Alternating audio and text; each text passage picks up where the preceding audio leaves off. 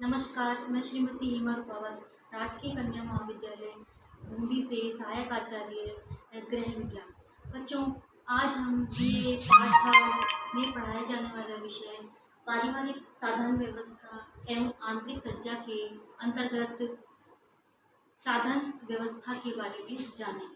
यानी कि पारिवारिक साधन व्यवस्था क्या है और साधन क्या होते हैं, इनका क्या महत्व है और साधन कौन कौन से होते हैं, इनके वर्गीकरण के बारे में जानेंगे। कोई भी लक्ष्य हो, बिना किसी साधन के हम उस लक्ष्य को प्राप्त नहीं कर सकते। तो लक्ष्यों की प्राप्ति के लिए सर्वप्रथम साधनों का होना आवश्यक है। साधन अलग अलग प्रकार के होते हैं। प्रत्येक व्यक्ति अपनी योग्यता, बुद्धि, रुचि, कौशल इनके अनुरूप साधनों का चयन करता है। गृह व्यवस्था के जो पारिवारिक साधन हैं उनका उपयोग ऐसी कुशलता के साथ किया जाता है ताकि पूर्व निर्धारित जो मूल्य और जो लक्ष्य हैं उनकी अधिकतम प्राप्ति हो सके। यदि पारिवारिक साधनों के उपयोग में कुशलता, निपुणता, विवेकशीलता और मितव्ययता का प्रयोग किया जाए तो इसमें कोई दो राय नहीं है, कोई दो मत नहीं है कि पारिवारिक लक्ष्यों की जो प्राप्ति है उनको नहीं प्राप्त किया जा सके। अर्थात सर्वोत्तम गृह प्रबंध के लिए साधनों का कुशल प्रयोग करना आना चाहिए। इस प्रकार हम यह पाते हैं कि जो गृह प्रबंध है पारिवारिक लक्ष्य प्राप्त करने के लिए उचित प्रयोग करने की एक कला है। व्यक्ति अपनी बौद्धिक क्षमता का प्रयोग कर बेहतर गृह प्रबंध कर सकता है। तो सबसे पहले हम जानेंगे कि जो साधन हैं वो कितने प्रकार के होते हैं। निकिल एवं डॉर्सी के अनुरूप जो साधन हैं वो दो प्रकार के हैं। पहला है ये मानवीय साधन और दूसरा है अमानवीय साधन। जो पहला साधन है मानवीय साधन, उसके अंतर्गत बुद्धि, ज्ञान, रुचि, कौशल एवं शक्ति के अतिरिक्त अभिव्यक्तियाँ आती हैं। अमानवीय साधन है उसमें सामुदायिक सुविधाएं, समय, धन और भौतिक वस्तुएं आती हैं। अलग अलग मनोवैज्ञानिकों ने इसका अलग अलग वर्गीकरण साधन का जो है वो बताया है। ये हमने निकिल एवं डॉर्सी के अनुरूप मानवीय और अमानवीय साधन बताए हैं। इसी तरह से जो ग्रॉस एंड कैंडल है उन्होंने भी मानवीय एवं अमानवीय साधनों के बारे में बताया है। उन्होंने मानवीय साधन में समय, शक्ति, रुचि, योग्यताएं, कौशल, ज्ञान और अभिव्यक्तियाँ बताई हैं। इसी तरह से अमानवीय साधन में धन, भौतिक सुविधाएं और सामुदायिक सेवाओं को उन्होंने बताया है। तो जो पहला साधन है मानवीय साधन है, जो कि व्यक्ति के भीतर अंतर्निहित गुण होते हैं वो मानवीय हैं। इसके अंतर्गत व्यक्ति परिवार के सदस्यों के जन्मजात एवं अर्जित दोनों ही जो गुण हैं वो आते हैं। प्रत्येक व्यक्ति की मानसिक एवं बौद्धिक क्षमताएं सीमित होती हैं, परंतु निरंतर अभ्यास और ज्ञान वृद्धि द्वारा इसे बढ़ाया जा सकता है। परिवार के सदस्यों की जो रुचियां हैं समय, शक्ति, ज्ञान, कौशल, चातुर्य, अभिव्यक्तियां आदि प्रमुख मानवीय साधन हैं। मानवीय साधन अमानवीय साधनों की जो तुलना में अधिक महत्वपूर्ण और मूल्यवान होते हैं, क्योंकि एक योग्य एवं जो बुद्धिमान व्यक्ति है अपने कौशल से, बुद्धि से, ज्ञान से, चातुर्य से अमानवीय साधनों को कुछ ही समय जैसे दिनों में, महीनों में और वर्षों में ही जुटा सकता है। पहला मानवीय साधन योग्यता है। प्रत्येक व्यक्ति में जो योग्यता है वह अंतर्निहित होती है, परंतु जो योग्यताएं हैं वो भिन्न भिन्न होती हैं। प्रत्येक व्यक्ति में योग्यताएं तो होती हैं, परंतु बच्चों को भिन्न भिन्न होती हैं और उन्हीं योग्यताओं के अनुरूप व्यक्ति साधनों का चुनाव करता है लक्ष्यों और अपने कार्यों की निपुणता के लिए। जितनी अधिक योग्यता की क्षमता व्यक्ति में अंतर्निहित होगी, उतना ही व्यक्ति अपनी योग्यता के अनुसार साधनों का चुनाव कर सकेगा और लक्ष्यों तक पहुंच पाएगा। अगला जो मानवीय साधन है वो है रुचि। प्रत्येक जो व्यक्ति की रुचि अलग होती है। रुचि एक महत्वपूर्ण मानवीय साधन है। इसके होने पर कार्यकुशलता बढ़ जाती है। एक प्रसिद्ध कहावत है, जैसा मन वैसा तन और वही धन। अर्थात मन, तन और धन ये तीनों ही एक दूसरे से घनिष्ठता से जुड़े होते हैं। जब व्यक्ति में कार्य के प्रति रुचि होगी तो वह काम को पूरे मनोयोग से करेगा, जिससे उसे निश्चित ही सफलता प्राप्त होगी।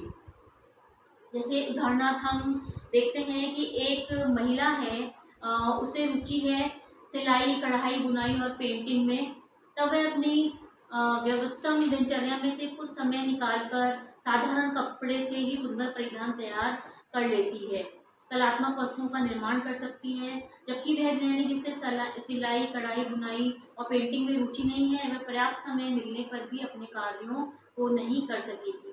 थर्ड जो मानवीय साधन है वो है ज्ञान। जैसे आजकल बाजार में विभिन्न तरह की जो वस्तुएं हैं या अलग अलग प्रकार की वस्तुएं प्रचलित हैं, मिलती हैं। इनमें उपकरण भी हैं, भोज्य सामग्री भी उपलब्ध है बाजार में, तो उनका चयन करने के लिए ज्ञान की आवश्यकता होती है। जिस व्यक्ति में जितना ज्ञान होगा तो वह अपने उस ज्ञान का प्रयोग करके इन वस्तुओं को खरीद सकता है, या जिस व्यक्ति में बिल्कुल निम्न ज्ञान है तो वो अपने विवेक का प्रयोग करके ही इन सब वस्तुओं की औचित्य और अनुचितता को जान करके वस्तुओं को खरीद पाएगा। तो एक श्रेष्ठ विकल्प का चयन किया जाना आवश्यक है, जो कि सर्वोत्तम लक्ष्य की प्राप्ति के लिए सहयोग कर सकेगा। चौथा है शक्ति। परिवार के सदस्यों की शारीरिक एवं जो मानसिक ऊर्जा भी एक महत्वपूर्ण पारिवारिक साधन है। किसी भी कार्य को संपन्न करने के लिए ऊर्जा की आवश्यकता होती है, चाहे वे शारीरिक कार्य हो चाहे वे मानसिक कार्य हो। जैसे पढ़ना, लिखना, झाड़ू लगाना, पोंछा करना, खाना बनाना, कपड़े धोना, प्रेस करना, लकड़ी काटना, घर को साफ रखना, सजावट करना इत्यादि, इन सभी में शक्ति या ऊर्जा की आवश्यकता होती है। व्यक्ति शारीरिक कार्य नहीं कर रहा होता है तथा पूर्णतः विश्राम की दशा में होता है, तब भी शरीर की विभिन्न क्रियाओं को संपन्न करने के लिए ऊर्जा की आवश्यकता होती है। जैसे सांस लेना, भोजन को पचाना, नींद आना, रक्त परिसंचरण, हृदय का धड़कना आदि। नेक्स्ट है अभिवृत्तियाँ। वे भावनाएं जो किसी कार्य को करने के लिए उत्साहित अथवा निरुत्साहित करती हैं, अभिवृत्तियाँ कहलाती हैं। परिवार के सदस्यों की जो अभिवृत्तियाँ हैं भी एक महत्वपूर्ण एवं आवश्यक पारिवारिक साधन है। मूल्यों एवं लक्ष्यों से इसका निर्माण होता है। लक्ष्य तक पहुंचने के लिए व्यक्ति और परिवार की अभिव्यक्तियों में समय, स्थान एवं परिस्थितियों के अनुसार फेरबदल करना होता है। बदलते परिवेश और वातावरण के साथ सामंजस्य स्थापित करना होता है। वे व्यक्ति जो आशावादी होते हैं वे विषम और कठिन परिस्थितियों में भी अनुकूल वातावरण तैयार कर लेते हैं और लक्ष्यों की प्राप्ति कर लेते हैं। जबकि निराशावादी व्यक्ति क्या करते हैं, लक्ष्य प्राप्ति में पहुंचाने वाले या बाधा पहुंचाने वाले तत्वों से जल्दी ही घबराकर पथ विचलित हो जाते हैं, अतः लक्ष्य भी उनसे काफ़ी दूर हो जाता है। तो अभिव्यक्तियों का साधन व्यवस्था करते समय ध्यान रखा जाना आवश्यक होता है। नेक्स्ट है कौशल या स्किल। ईश्वर ने प्रत्येक व्यक्ति में कुछ ना कुछ कौशल या विशेष कौशल देकर संसार में व्यक्ति को ईश्वर ने भेजा है, परंतु सच यह भी नहीं है कि प्रत्येक व्यक्ति प्रत्येक कार्य में कौशल एवं दक्ष ही हो। कोई व्यक्ति जैसे सिलाई, कढ़ाई, बुनाई में कला में निपुण होता है, तो कोई पढ़ने लिखने में, पाक कला में निपुण होता है, गृह सज्जा में निपुण होता है।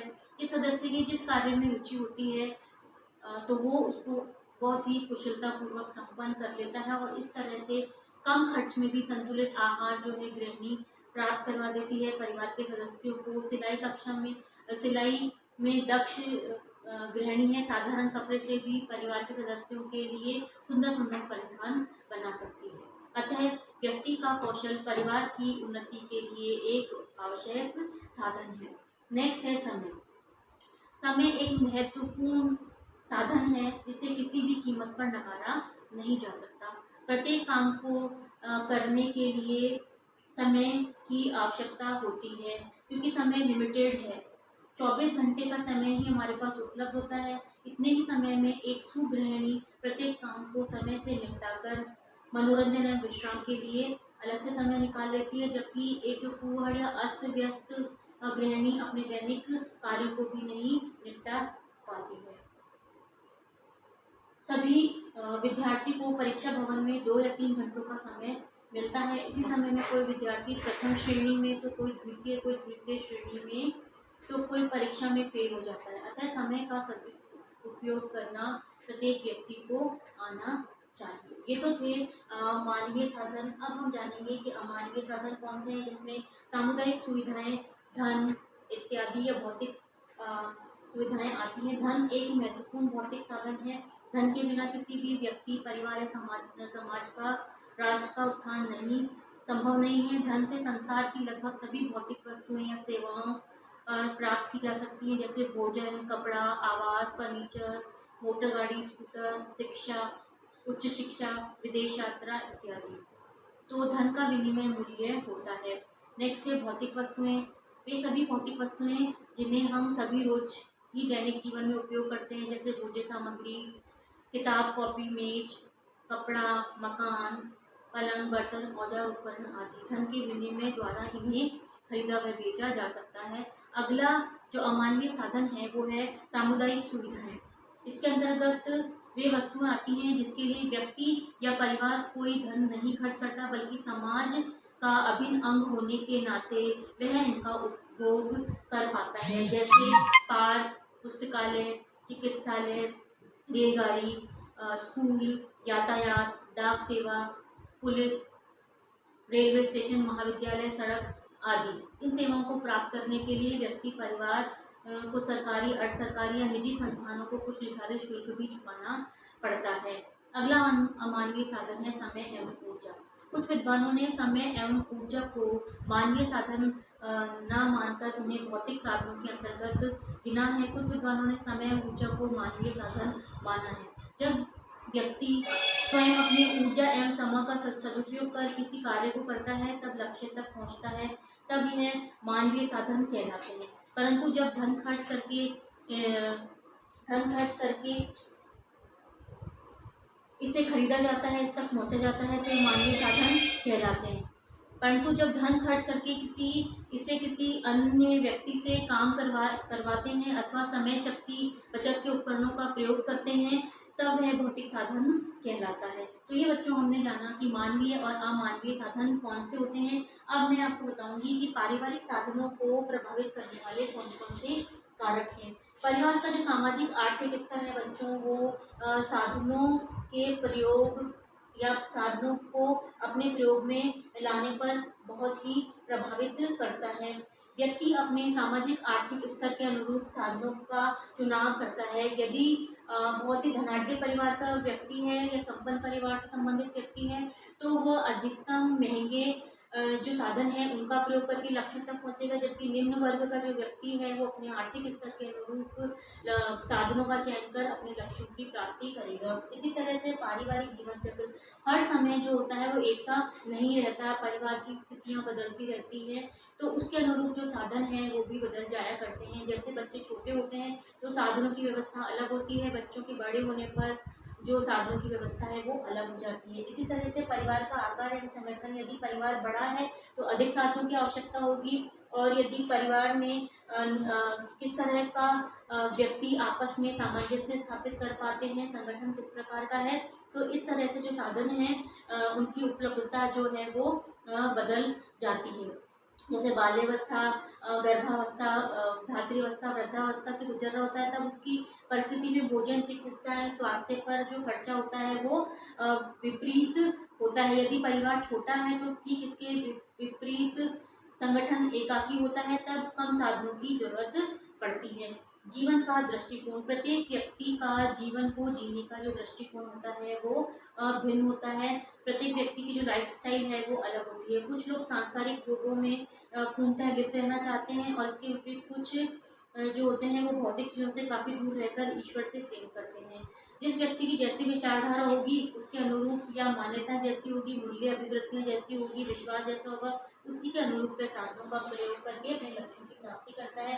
प्रबंध कुशलता, प्रत्येक व्यक्ति में कुछ ना कुछ कौशल पाए जाते हैं, परंतु जो प्रबंध की कुशलता है वो प्रत्येक व्यक्ति में पाया जाना जरूरी नहीं है। तो व्यक्ति अपनी कुशलता के अनुरूप प्रबंध कर पाता है, और इस प्रबंध को करने में वे अपनी बुद्धि विवेक का प्रयोग करके जो साधन है उनका चुनाव करता है और लक्ष्यों तक पहुंच पाता है। व्यवसाय एवं पारिवारिक आय। प्रत्येक व्यक्ति का व्यवसाय के अनुरूप उसकी आय होती है।